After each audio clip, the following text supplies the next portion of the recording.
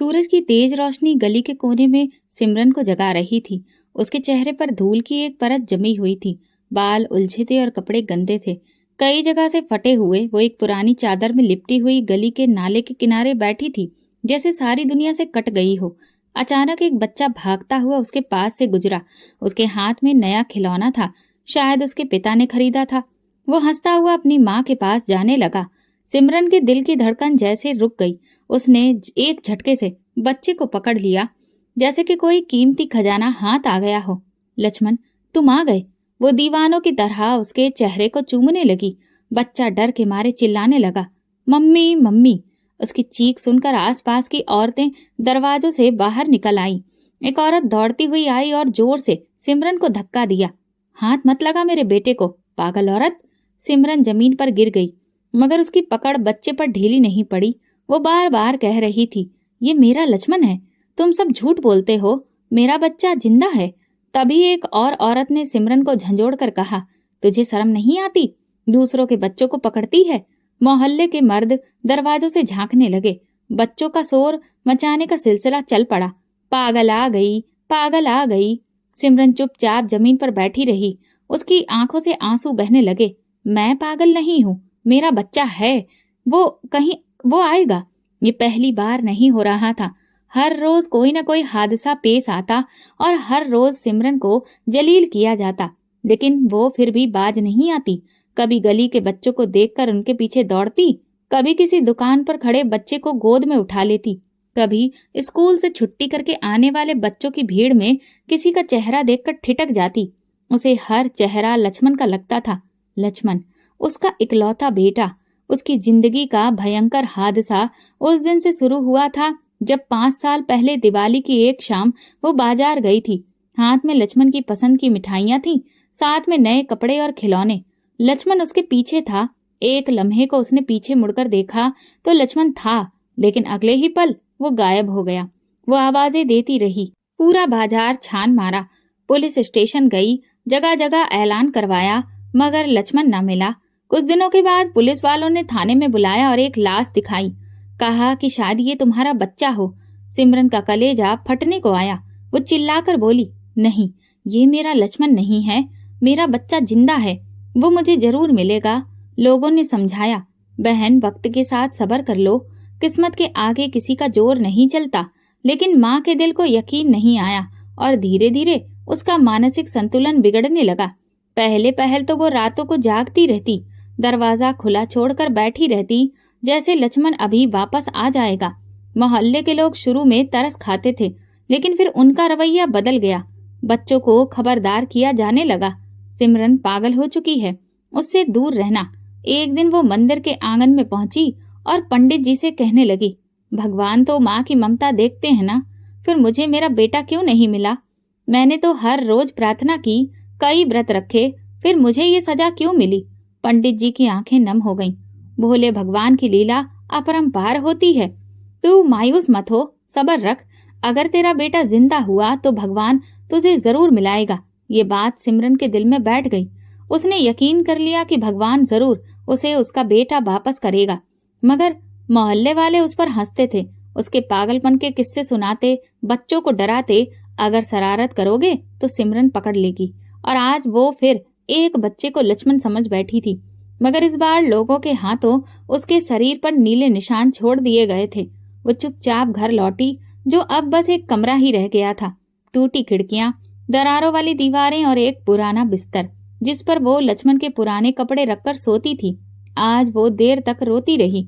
पुराने एल्बम निकाले, लक्ष्मण की 5 साल की उम्र की तस्वीर देखकर हाथों से सहलाने लगी। बस एक बार आ जाओ लक्ष्मण, एक बार।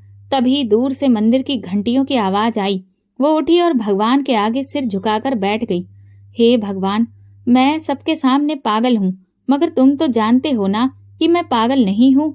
मैं एक माँ हूँ, सिर्फ माँ। और आंसुओं के साथ उसकी दुआ फिर से एक उम्मीद में ढल गई, एक वादे में जो सिर्फ एक माँ अपने भगवान से करती है, जिसकी दर्द की इंतहा को सिर्फ भगवान जानता है।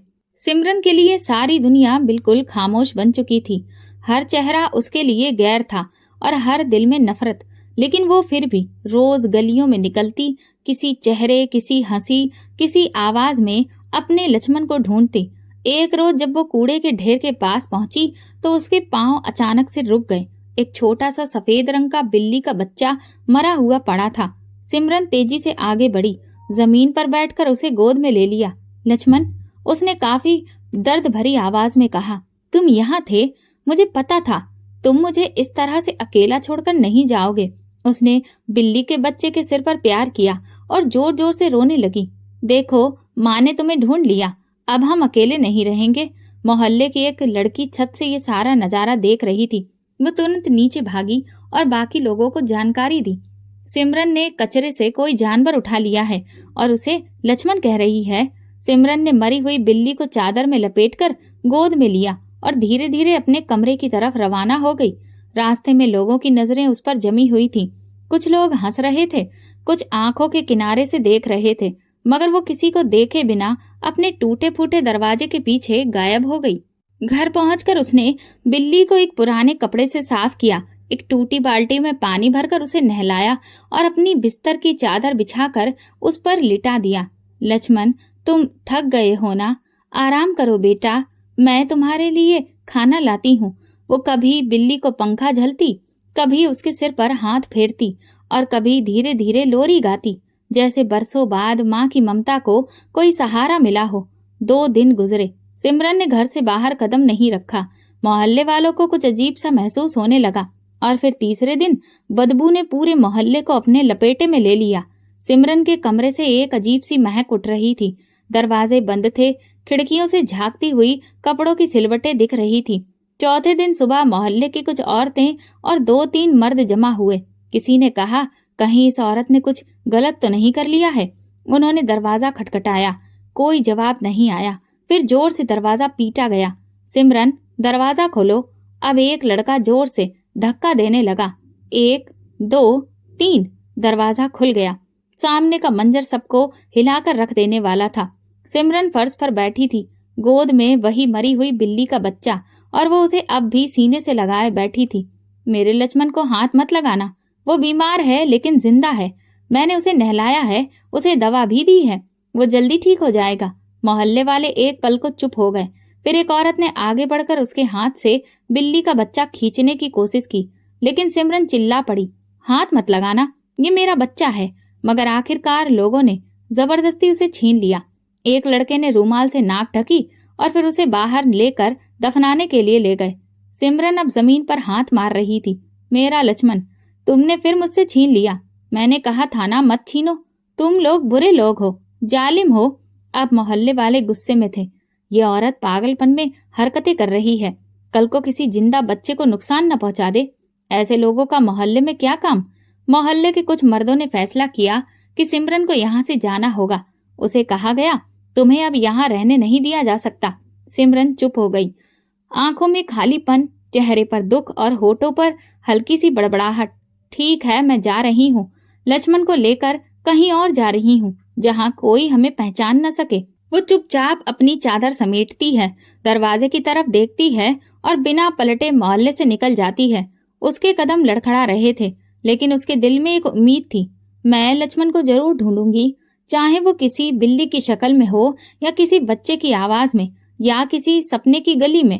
मोहल्ले वालों ने चैन की सांस ली, मगर आसमान ने सिमरन की तन्हाई पर भी नजर डाली, जैसे भगवान भी खामोश होकर उसके सब्र को देख रहा हो। ये सब कुछ मंदिर के पुरोहित जी ने भी देखा था। उनकी नजर में वो मंजर अभी भी ताजा था। वो औरत जो रोज पूजा पाठ के लिए आती थी, जो मंदिर की सफाई में हिस्सा लेती थी, मोहल्ले की औरतों को धर्म की बातें सिखाती थी, आज उसी मोहल्ले की जमीन पर बेइज्जत होकर निकल रही थी। पुरोहित जी के दिल में कुछ हलचल हुई। उन्होंने घर आकर अपनी पत्नी से कहा, वो सिमरन, उसे हम अपने घर क्यों नहीं ले आते? अगर वो सच में पागल हो गई तो क्या हम उसके लिए प्रार्थना के सिवा कुछ नहीं कर सकते? उनकी पत्नी एक रहमदिल औरत थी। उसने तुरंत कहा, जी बिल्कुल, वो हमारी बहन है, मैं उसकी सेवा करूंगी, बस आप उसके इलाज का बंदोबस्त कर दीजिए। कुछ घंटे बाद पुरोहित जी अपनी पत्नी के साथ सिमरन को तलाशने निकले। मोहल्ले से कुछ ही दूरी पर एक पुराने पीपल के पेड़ के नीचे वो चुपचाप बैठी थी, आंखें किसी गहरी सोच में डूबी थी। चेहरे पर थकान और मायूसी का साया और लबों पर हल्की बड़बड़ाहट। लक्ष्मण, आ जाओ बेटा, माँ को बहुत याद आती है। पुरोहित जी उसके करीब गए, धीरे से उसके कंधे पर हाथ रखा। सिमरन बहन, चलो हमारे साथ, हमारे घर चलो। सिमरन ने नजर उठाई, एक पल को किसी पहचानने की कोशिश की, फिर धीरे से सिर हिलाया, जैसे उसकी थकी हुई आत्मा को कुछ सुकून मिल गया हो। पंडित जी की पत्नी ने उसे नहलाया, साफ कपड़े पहनाए, सिर में तेल लगाकर बालों की चोटी बनाई। सिमरन किसी बच्चे की तरह चुपचाप सब सहती रही।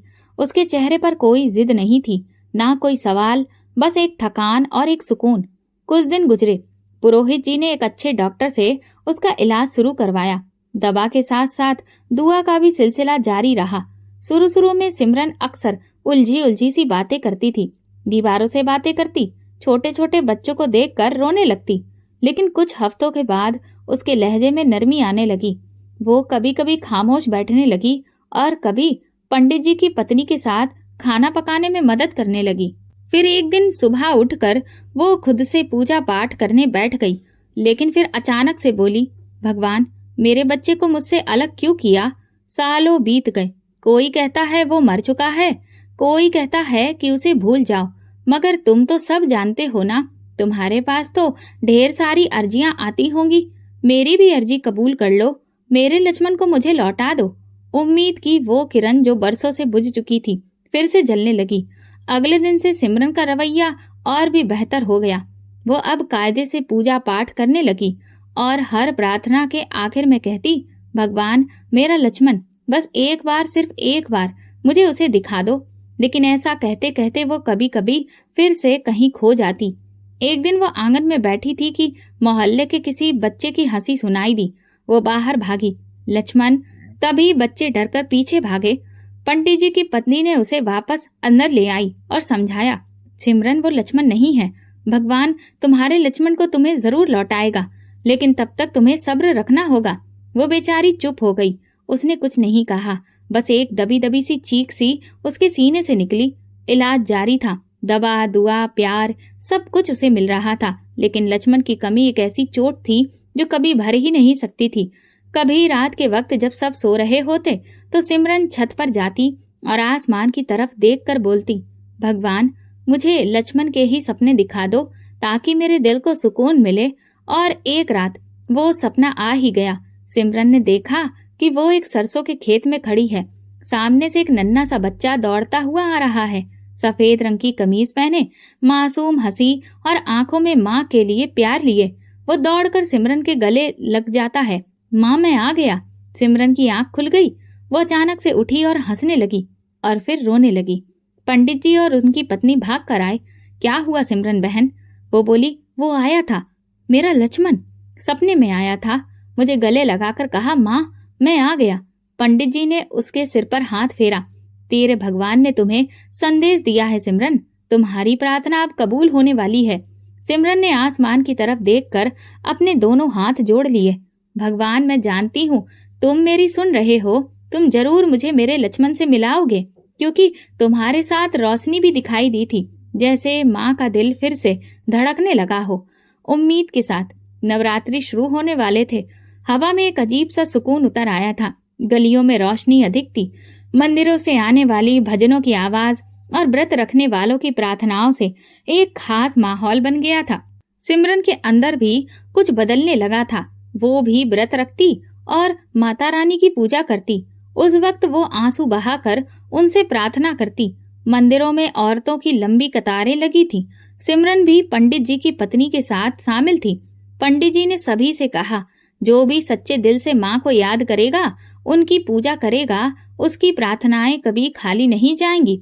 जो भी वैष्णो देवी जाएगा, माँ उसकी झोली खुशियों से भर देगी। ये बात सीधे सिमरन के दिल में उतर गई, जैसे उसके मन में बिजली सी गूंज गई हो। उसकी पलकें झपकने लगीं, दिल की धड़कनें तेज हो गईं, जैसे किसी ने अंदर से सोई हुई उम्मीद को जगा दिया हो। आरती के बाद जब सब औरतें प्रार्थना कर रही थी, सिमरन का चेहरा लाल हो गया। उसने हाथ जोड़ लिए और अचानक बोल पड़ी, हे माँ, मुझे भी अपने घर बुलाओ ताकि मैं तुमसे अपने बेटे को मांग सकूं। मेरा दिल सालों से टूटा है और अब मैं तुम्हारे दरवाजे पर आकर उसे मांगना चाहती हूँ और कम से कम 500 कन्याओं को भोजन कराना चाहती हूँ। उस दिन के बाद सिमरन पूरी तरह से बदल गई। वो रोज मंदिर जाती, हर आरती के बाद माता रानी से प्रार्थना करती और दिन रात उन्हें पुकारती। पंडित जी की पत्नी ने एक दिन पूछा, सिमरन क्या तुम वाकई वैष्णो देवी जाना चाहती हो? क्योंकि हम बहुत गरीब लोग हैं और इतनी दूर जाना, फिर तुमने जो संकल्प लिया है कि तुम 500 कन्याओं को भोजन कराओगी, इस सब के लिए ढेर सारे पैसों की जरूरत है। ये सब कुछ बहुत मुश्किल है। सिमरन ने बेझिझक होकर जवाब दिया, माँ के घर जाने के लिए मैं सब कुछ लुटा दूंगी। अगर मुझे अपने लक्ष्मण का पता माता के दरबार में ही जाकर मिलेगा तो फिर मैं वहां जरूर जाऊंगी और अपने संकल्प को भी पूरा करूंगी। अगले दिन उसने मोहल्ले में इस बात की घोषणा कर दी। कुछ औरतें जमा हो गई थीं, वहां कुछ बच्चियां भी उसकी बात सुन रही थी। सिमरन ने धीरे मगर मजबूत लहजे में कहा, मैं वैष्णो देवी की यात्रा पर जा रही हूँ। मोहल्ले में जैसे हलचल मच गई। एक औरत ने कहा, ये पागल औरत अब माता के दरबार में जाएगी। दूसरी ने हंसते हुए कहा, अरे ये तो अपने मुर्दा बच्चे को मांगने जा रही है, जिसे खुद भगवान भी परेशान हो गया है। फिर किसी ने चुपके से कहा, हो सकता है वहां जाकर भी किसी बिल्ली को लक्ष्मण समझ ले। लेकिन सिमरन ने एक पल के लिए भी पलट कर नहीं देखा और ना ही किसी की बात का बुरा माना। उसके होठों पर बस यही था, मैं अपनी माँ से लक्ष्मण को मांगने जा रही हूँ, वो मुझे जरूर देगी। फिर उसने वो फैसला किया जो आम औरत के लिए शायद नामुमकिन होता है, मगर एक माँ के लिए ये इनाम का इम्तिहान था। उसने अपने उसी पुराने खस्ता हाल घर को बेचने की घोषणा कर दी। वही घर जिसमें लक्ष्मण की शरारतों की आवाजें गूंजा करती थीं, जहां उसके छोटे छोटे कदमों की छाप थी, जो उसे घर की दीवारों में अभी भी महसूस होती थी। हर कमरा, हर दीवार, हर दरवाजा उसकी यादों का गवाह था। मगर सिमरन ने उन यादों को कुर्बान करने का फैसला कर लिया, माँ की चौखट पर सर झुकाने के लिए। घर के कागजात एक प्रॉपर्टी एजेंट को दे दिए। कुछ ही दिनों में घर खरीद की डील हो गई। कीमत ज्यादा नहीं मिली, लेकिन वैष्णो देवी जाने और वहां कन्याओं को भोजन कराने के लिए शायद इतना काफी था। पंडित जी ने टिकट का इंतजाम कर दिया। जैसे जैसे जाने की तारीख करीब आती गई, सिमरन की प्रार्थना में और शिद्दत बढ़ती गई। वो रातों को जाग कर बैठती, रोती रहती और अक्सर आसमान की तरफ देखती और कहती, लक्ष्मण मैं आ रही हूँ तुम्हें लेने। तुम बस अपनी माँ से ज्यादा दूर नहीं हो, सिर्फ मुझे माता की चौखट तक जाना है। मोहल्ले वालों को उसका जुनून देखकर हैरत होती। कुछ लोगों ने दिल में रहम भी महसूस किया, लेकिन ज्यादातर अब भी उसे पागल समझते थे। जब सिमरन ने सफर की तैयारी पूरी कर ली और जिस दिन वो निकलने वाली थी, उसने मंदिर में जाकर भगवान का आशीर्वाद लिया। कई सारी औरतें उसे तंज भरी मुस्कुराहट से देखने लगीं। अच्छा सिमरन, माँ तुम्हें तुम्हारा लक्ष्मण दे, वापसी पर हमें भी दिखा देना। सिमरन ने उनके शब्द सुने। दिल में तकलीफ हुई मगर जुबान पर सुकून रहा। उसने बस इतना कहा, माता रानी का दर सबसे बड़ा है, वो किसी को खाली हाथ नहीं लौटाती। अगर मैं रोकर मांगूंगी तो वो मुझे जरूर देंगी। और इस तरह एक माँ अपने जख्म, अपनी प्रार्थना और अपने यकीन को लेकर वैष्णो देवी की यात्रा पर निकल गई। उसका चेहरा सुकून से भरा था, दिल में उम्मीद की रोशनी थी और होठों पर चुपचाप सी एक प्रार्थना, मेरे लक्ष्मण को मुझे लौटा दो माँ।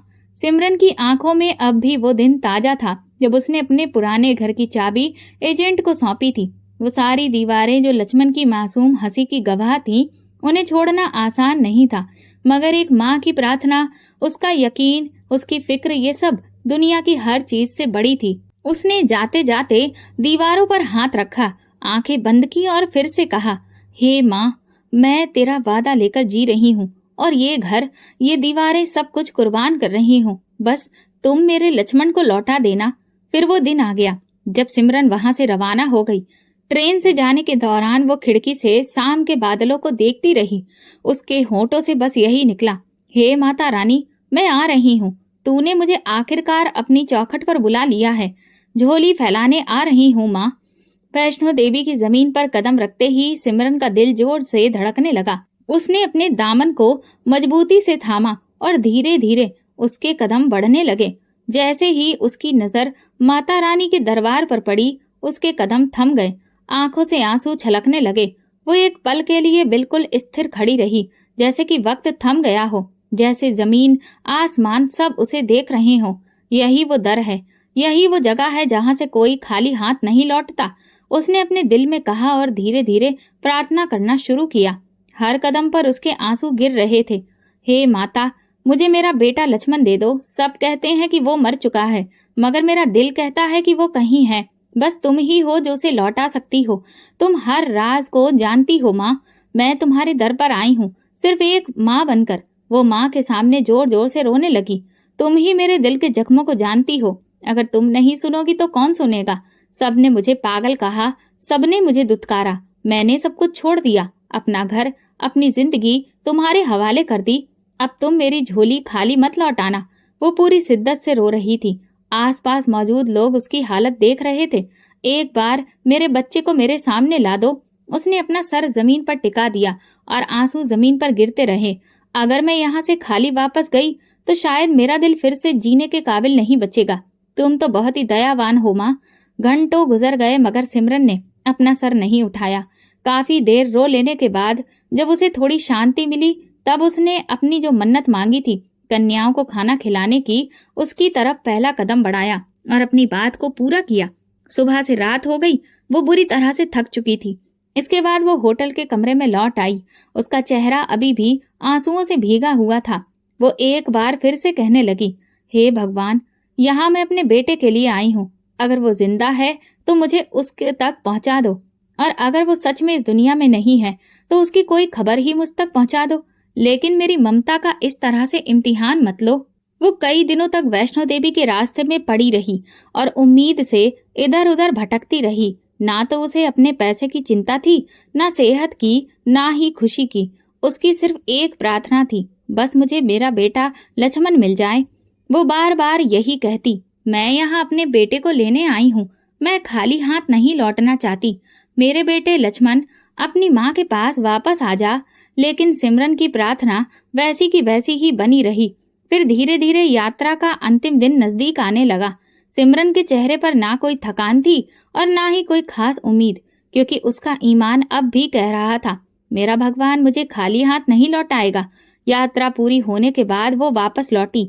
ये एक नई जिंदगी की शुरुआत थी, मगर ये शुरुआत सिर्फ शारीरिक वापसी की थी। उसका दिल अभी भी वैष्णो देवी में माँ के चरणों में ही था। ट्रेन से उतरते वक्त उसकी आंखें बार बार बंद होती, जैसे भगवान से फिर प्रार्थना कर रही हो, हे भगवान, तुमने जरूर मेरी पुकार सुनी होगी। अब तो तुम कुछ न कुछ कर ही दोगे। जब वो मोहल्ले में दाखिल हुई तो कई दरवाजे हल्के से खुलकर फिर बंद हो गए। कुछ पर्दों के पीछे चेहरों ने झांक कर देखा और कुछ जुबानों ने जल्दी से हरकत करना शुरू कर दिया। आ गई ये भी वैष्णो देवी की यात्रा करके। अरे वही पागल औरत ना, जो लक्ष्मण लक्ष्मण करती फिरती है। कहाँ है उसका बेटा? कहती थी वापस लेकर आऊंगी। मोहल्ले की कुछ औरतें दरवाजे पर आकर खड़ी हो गईं। उनके लहजे में तंज था, आंखों में तेजी। एक औरत ने तेज आवाज में कहा, सिमरन, क्या हुआ? माता रानी ने तुम्हारी नहीं सुनी? तुम वहां से खाली हाथ ही लौट आई। दूसरी ने हंसते हुए कहा, अरे चलो, कम से कम दिमाग का इलाज तो हो गया होगा। सिमरन ने उनकी तरफ नहीं देखा। उसने नजरें झुकाकर दरवाजे से आगे कदम बढ़ाए, जैसे वो किसी और ही दुनिया की ओर जा रही हो, जैसे ये बातें अब उसके लिए कोई मायने नहीं रखती थी। उसने मोहल्ले के आखिरी कोने में एक छोटा सा कमरा किराए पर लिया, जिसमें एक पुराना दरवाजा, एक टूटी हुई खिड़की और धीमी सी रोशनी थी। अब यही उसका नया घर था, एक कमरे का मकान, अकेलेपन का नया ठिकाना। सिमरन ने चुपचाप फर्श पर एक चटाई बिछाई, 2 जोड़ी कपड़े कोने में रखे और अपने साथ लाई हुई कुछ धार्मिक किताबें वहीं रख दी। दिन का ज्यादातर वक्त वो पूजा पाठ में ही बिताने लगी। सुबह के समय वो सिद्ध मंदिर जाती और बार बार भगवान से प्रार्थना करती। ना तो उसका कोई खाने पीने का ठिकाना था, ना ओढ़ने पहनने का सलीका। कभी एक रोटी, कभी चाय का एक कप, लेकिन उसे कोई शिकायत नहीं थी। मोहल्ले की औरतें अब भी बातें करती, ये उम्र भर ऐसी ही रहेगी, इसका कोई इलाज नहीं है। शायद अब तो ये मान ले कि लक्ष्मण वापस नहीं आएगा। मगर सिमरन के कान उन आवाजों से बंद हो चुके थे। उसके दिल में अब भी उम्मीद थी। कभी कभी वो सपने में लक्ष्मण को देखती, जो खूब हंसता खेलता। मन में आता वो आ रहा है, और फिर आंख खुलते ही वो फिर से प्रार्थना करने लगती, भगवान, मेरे सपने को सच्चाई बना दो, सिर्फ एक बार के लिए ही सही। एक दिन पंडित जी की पत्नी उससे मिलने आई। उसने सिमरन को गले लगाया और कहा, सिमरन बहन, तुम बहुत हिम्मत वाली हो। मैंने पहली बार किसी माँ को इतना सब्र करते हुए देखा है। सिमरन ने मुस्कुराकर जवाब दिया, मुझे भगवान पर यकीन है, इसीलिए मेरी जिंदगी बोझ नहीं बन रही। और जिस दिन मुझे लक्ष्मण की याद आती है, मेरा दिल हर दिन भगवान से और जुड़ जाता है। उन्होंने उसके लिए कुछ खाने पीने की चीजें छोड़ी और जाते हुए पूछा, क्या तुम्हारा कभी दिल नहीं करता लोगों से बात करने का? सिमरन ने सिर हिलाया। लोग अब बात नहीं करते, सिर्फ ताने कसते हैं, मगर मैं जानती हूँ कि वे भी बदलेंगे। जिस दिन भगवान मेरे लक्ष्मण को वापस लौटा देगा। और फिर वो दोबारा पूजा पाठ में बैठ गई, जैसे वो इस दुनिया से कट चुकी हो और अब सिर्फ भगवान से जुड़ी हो। बाहर गली में शाम ढलने लगी, लाइटें जलने लगी, बच्चे खेलने निकल आए, औरतें घरों के सामने बैठ गईं, मगर सिमरन के कमरे से सिर्फ पूजा पाठ की आवाजें आती। फिर एक कड़ी दोपहर थी, सूरज जैसे खुद भी प्यासा हो। बाजार की गर्मी हर चलते कदम को सुस्त कर रही थी। सिमरन ने कई दिनों के बाद बाहर निकलने का फैसला किया था। साबुन, आटा, चाय पत्ती लेनी थी। कमरा अब एक मंदिर बन चुका था, मगर शारीरिक कमजोरी ने उसे मजबूर कर दिया कि वो कुछ जरूरी सामान के लिए बाहर जाए। वो धीरे धीरे बाजार की ओर चलने लगी। उसकी चप्पल का एक पट्टा पहले ही टूट चुका था, मगर वो किसी के लिए मोहताज नहीं होना चाहती थी। हर कदम पर उसे थकान महसूस हो रही थी, लेकिन चेहरे पर वही पुरानी खामोशी थी, गहरी और शुक्रगुजार। बाजार की रौनक अपने चरम पर थी। बच्चे शोर मचा रहे थे, दुकानदार आने वाले त्योहार की तैयारियों में लगे हुए थे। हर तरफ रोजमर्रा की भाग दौड़ जारी थी। सिमरन ने पुराने कपड़ों की थैली में कुछ चीजें डाल ली थीं। अब वो एक सब्जी वाले के पास जा रही थी कि अचानक सामने से तेज रफ्तार गाड़ी एक तंग गली में मुड़ गई। ड्राइवर शायद फोन देख रहा था। सिमरन की कमजोर चाल और गाड़ी की रफ्तार का फर्क एक कयामत बन गया। एक जोरदार आवाज हुई, लोग चौंक गए। सिमरन जमीन पर गिर चुकी थी। उसके माथे, हाथों और बाजू से खून बहने लगा। उसका सब्जी वाला थैला दूर जा गिरा। लोग उसकी तरफ दौड़ पड़े, मगर अक्सर की तरह सिर्फ वही लोग वहां पर खड़े थे जो सिर्फ तमाशा ही देखने वाले थे। गाड़ी से एक नौजवान तेजी से बाहर निकला। वो 20 या 25 साल के आसपास ही होगा। सफेद शर्ट, नीली जीन्स, माथे पर फिक्र की लकीरें। उसने लपक कर सिमरन को संभाला। उसकी हालत देखकर उसने एक पल भी बिना गवाए चीख कर कहा, कोई एम्बुलेंस को फोन करे, जल्दी। मगर लोग अभी तक तमाशा देख रहे थे। फिर उसने खुद सिमरन को गोद में उठाकर अपनी ही गाड़ी की पिछली सीट पर लिटा दिया। उसके चेहरे पर एक अजनबी होने से भी ज्यादा की फिक्र दिख रही थी। अस्पताल पहुंचते ही सिमरन को फौरन इमरजेंसी वार्ड में ले जाया गया। नर्सों ने कहा, खून बहुत बह चुका है, फौरन ट्रांसफ्यूजन की जरूरत है। नौजवान ने तुरंत कहा, मेरा खून ले लीजिए, ब्लड ग्रुप ओ नेगेटिव है। नर्स ने देखा, यही इस मरीज का भी है। कुछ लम्हों के बाद उसके शरीर से निकला खून सिमरन की रगों में दाखिल हो रहा था। सिमरन बेहोश थी। उसके होंठ हिल रहे थे, जैसे वो अभी कोई दुआ मांग रही हो। शायद वही पुरानी प्रार्थना, मेरे लक्ष्मण को मुझे वापस दे दो। नौजवान ने उसके सिरहाने बैठकर खामोशी से उसका चेहरा देखा। उसके चेहरे पर झुर्रियां थीं, बाल सफेद और माथे पर दर्द की पुरानी लकीरें। लेकिन उसके माथे की लकीरों से ये साफ दिख रहा था कि उसने प्रार्थना में इस माथे को कितना झुकाया है। नौजवान ने नरमी से कहा, माँ जी, आप ठीक हो जाएंगी, फिक्र न करिए। उस वक्त वो एक जिम्मेदार इंसान की तरह बर्ताव कर रहा था, लेकिन उसे खुद भी नहीं पता था कि ये औरत उसकी जिंदगी का वो दरवाजा खोलने जा रही है जिसकी चाबी बरसों से खो गई थी। कुछ देर के बाद डॉक्टरों ने सुकून की सांस ली। जान खतरे से बाहर है, लेकिन अभी होश में नहीं आई हैं। एक दिन और लग सकता है।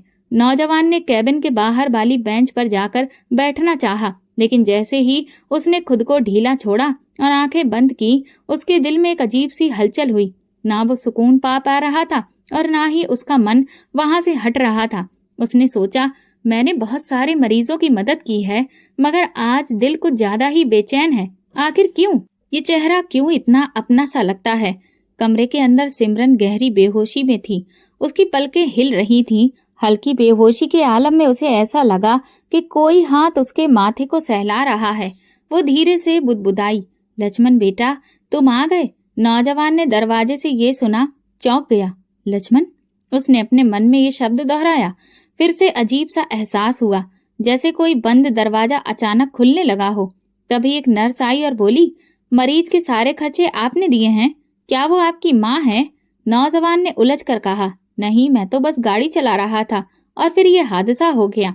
फिर वो रुक गया, धीरे से बोला, पता नहीं क्यों लेकिन ऐसा लगता है जैसे कोई रिश्ता है। नर्स ने कहा, कुछ रिश्ते खून से नहीं दिल से बनते हैं। नौजवान ने खामोशी से उस औरत के कमरे की तरफ देखा। उसकी आंखों में कुछ यादें जगमगाने लगी, धुंधली सी आवाज, कोई नरम सा लम्हा, किसी के आंचल की खुशबू। उसने अपना हाथ दिल पर रखा, जैसे कोई भूला हुआ लम्हा फिर से महसूस हो रहा हो। वो जानता नहीं था कि उसने सिर्फ सिमरन की जिंदगी नहीं बचाई है, बल्कि अपनी असल पहचान के पर्दे को भी उठाना शुरू कर दिया था। कमरे के अंदर सिमरन की आंखों के किनारे आंसुओं से भीग रहे थे और होंठ धीरे से फिर वही नाम दोहरा रहे थे, लक्ष्मण। शायद अब वक्त उसे माँ की पुकार को सुनने वाला था और वो जवाब किसी अनजान के खून की सूरत में आ चुका था। अस्पताल के कमरे में सुबह की धीमी रोशनी दाखिल हो रही थी।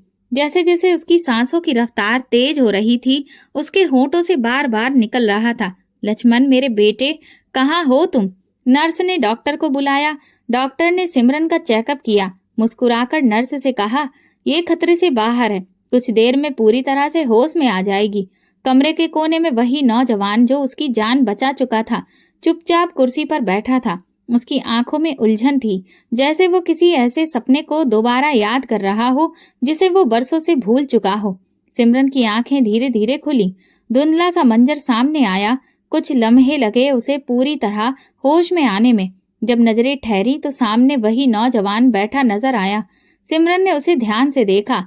साफ चेहरा, आंखों में अजीब सी मासूमियत, माथे पर फिक्र की परछाइयां, और फिर उसकी नजर रुक गई। नौजवान के होठों के नीचे एक मोटा सा तिल था, बिल्कुल वैसा ही तिल जैसे लक्ष्मण के चेहरे पर था। वही तिल जिसे सिमरन रोज चूमती थी, जिसे वो मेरे चांद से बेटे का निशान कहती थी, जिसके बारे में वो हमेशा कहती थी, मेरा लक्ष्मण सबसे अलग है क्योंकि उसका ये निशान अलग है।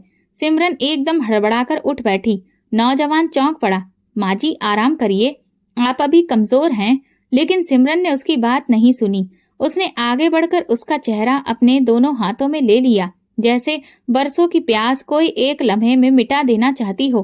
फिर उसने कांपती आवाज में कहा, तुम ही हो ना मेरे लक्ष्मण, तुम ही हो मेरे बच्चे। ये दिल, ये वही तिल है ना? उसके आंसू बहने लगे, होंठ कांप रहे थे, जैसे बरसों की खामोशी एक पल में पिघल गई हो। वो नौजवान जैसे सकते में आ गया। उसके दिल में एक पल को घबराहट महसूस हुई और फिर एक भूली बिसरी सी आवाज सुनाई दी। लेकिन अगले ही पल उसने खुद को संभाला। अरे नहीं, आप गलतफहमी का शिकार हो गई हैं। मैं लक्ष्मण नहीं हूँ। सिमरन ने उसकी बाह पकड़ ली। नहीं बेटा, झूठ मत बोलो, तुम ही हो। मैंने तुम्हें पैदा किया है, मैं तुम्हें पहचानती हूँ। ये निशान, तुम्हारी आंखें, तुम्हारे माथे की ये लकीरें, मैं माँ हूँ। माँ कभी गलत नहीं हो सकती।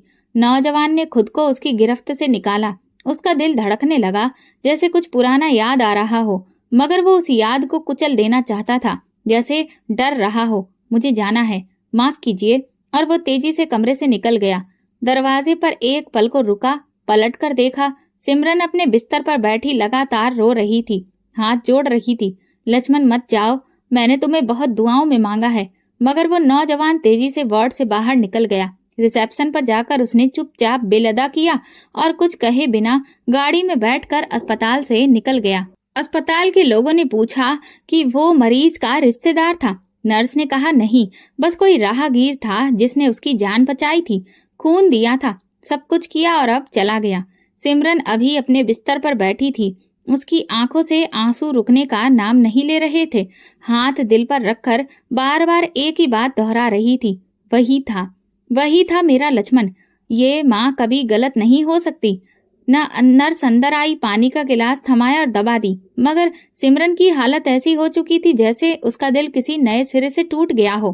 क्या वो मुझे पहचान ही नहीं पाया? क्या वो जानबूझकर अनजान बन गया? क्या वो मेरी गोद से इतना दूर हो गया कि माँ की आवाज भी उसे रोक नहीं सकी? सिमरन की आंखों के सामने उसका चेहरा बार बार आ रहा था। वही मासूम मुस्कुराहट, वही शरारती आंखें और वही तिल। नहीं, वो मेरा ही लक्ष्मण है। मैं अपनी आत्मा की गहराइयों से उसे जानती हूँ। माता रानी ने मेरी प्रार्थना सुन ली है। बस ये पल परीक्षा का है। वो जान गई थी कि भगवान ने उसकी झोली खाली नहीं लौटाई, लेकिन उसे कहानी का अगला हिस्सा अभी बाकी था। दूसरी तरफ गाड़ी में बैठा वो नौजवान सारे रास्ते चुप था, लेकिन उसके दिल में तूफान उठा था। कौन थी वो औरत? उसकी बातों में अजीब सा सुकून क्यों था? उसकी बातें मेरे दिल को क्यों छू गईं? ये तिल, ये निशान क्या वाकई मेरी पहचान है?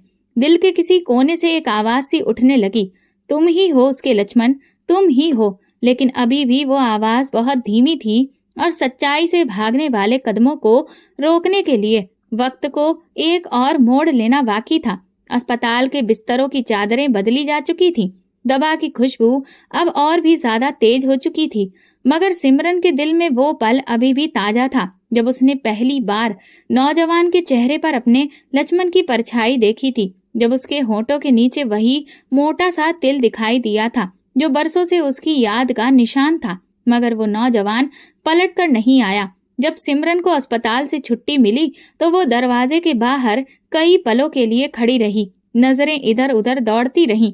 शायद वो यही कहीं छुपा खड़ा हो, शायद वो पलट कर आए, मगर कोई नहीं आया।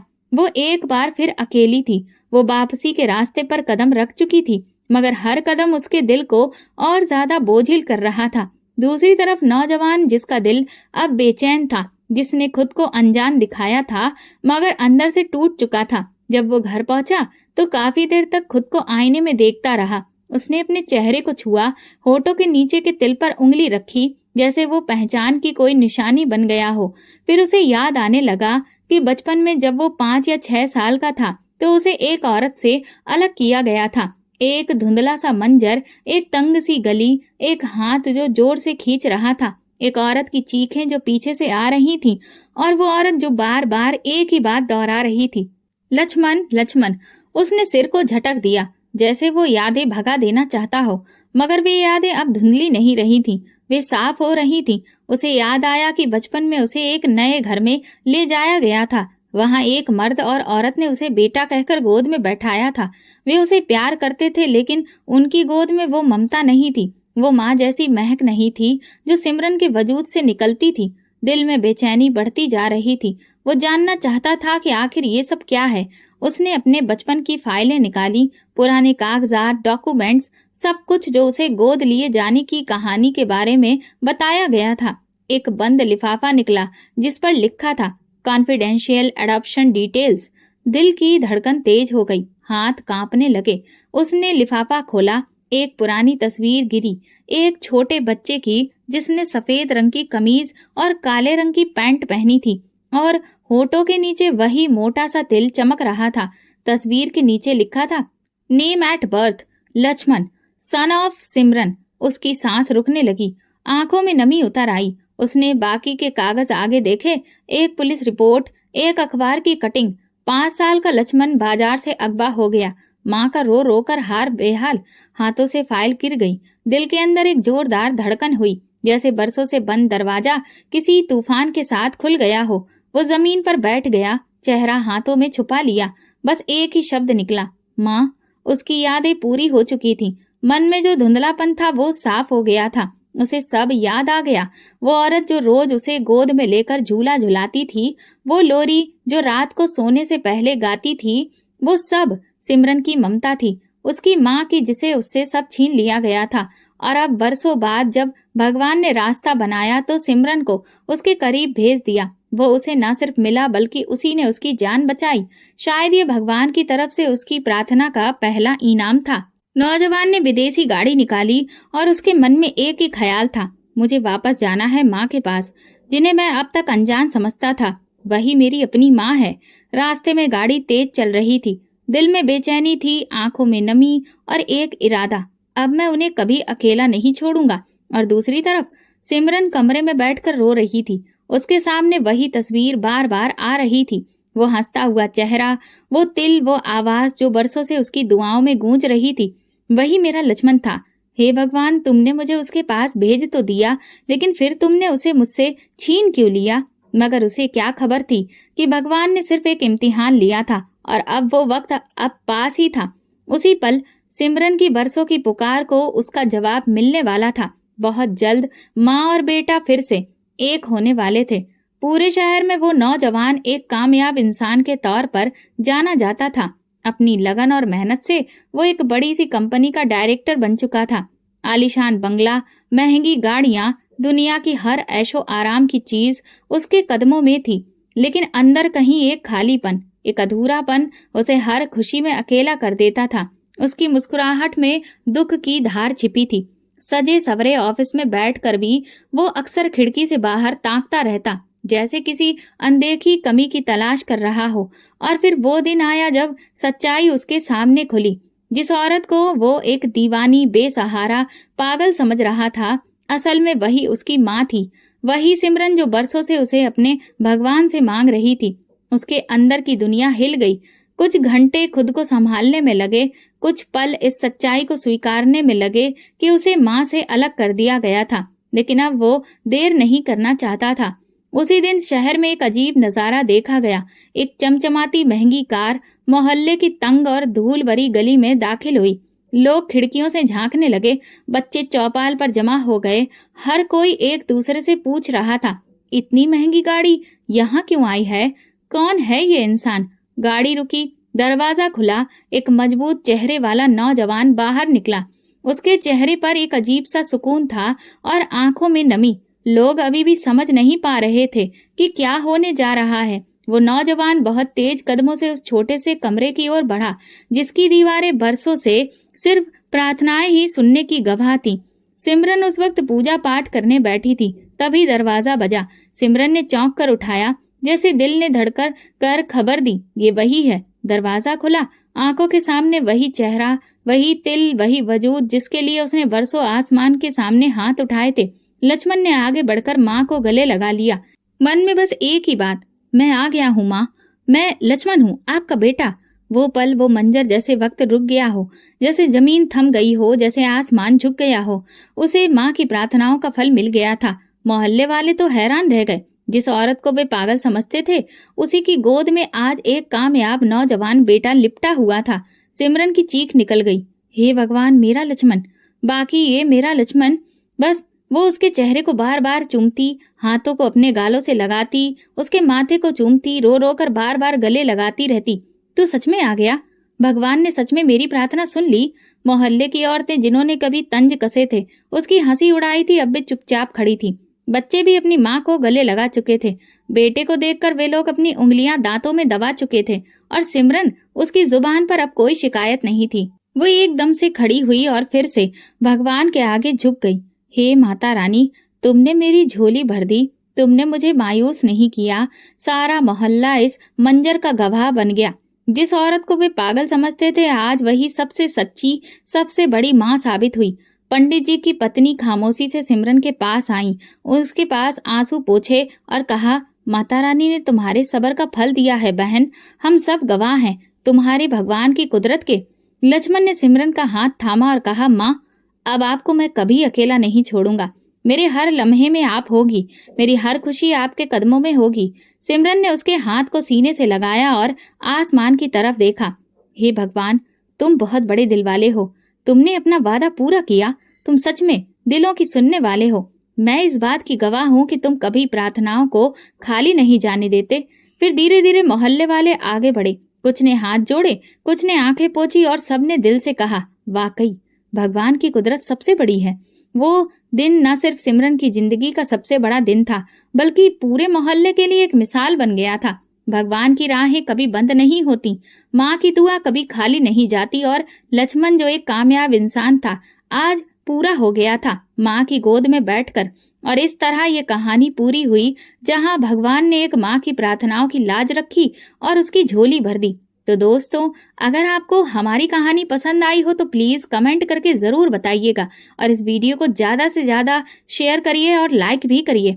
अगर आप चैनल पर नए हैं तो सब्सक्राइब जरूर करें और नोटिफिकेशन बेल दबाएं ताकि अगली अपडेट सबसे पहले आपको मिले। धन्यवाद।